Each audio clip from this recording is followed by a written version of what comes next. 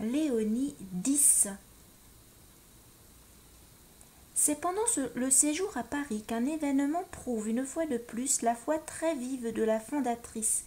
Sœur Louise Emmanuelle, guérie miraculeusement de son pied malade à Troyes le 10 février 1873, est maintenant affectée d'une telle surdité qu'il lui est impossible d'entendre le son de la grosse cloche du pensionnat. Mais, très habile à comprendre le mouvement des lèvres, elle fait venir les enfants auprès de son bureau pour réciter leurs leçons et n'en continue pas moins sa classe. Sœur Françoise de Sales prie, et avec elle tout le pensionnat. Sur le conseil du père Brisson, elle conduit la malade chez un spécialiste, le docteur Lévy, qui, après un examen approfondi, constate la paralysie du nerf acoustique. Il ne peut plus rien, il n'existe aucun remède. On arrive au dimanche 3 juin 1883, fête du Sacré-Cœur.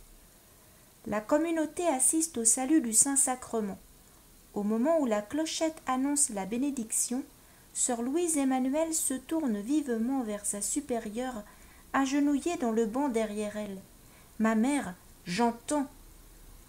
C'est une vraie commotion électrique. Au comble de la joie et très émue, toutes deux se rendent au parloir auprès du père Oblat qui a donné la bénédiction. Les expériences les plus variées vérifient la réalité du miracle qui sera dûment constaté quelques jours plus tard par le docteur Lévy. Le lendemain matin, dès la rentrée des élèves, tout le pensionnat connaît la grâce obtenue, et le père Brisson reçoit ce télégramme qui nous est conservé: Louise Emmanuelle guérie = Avia.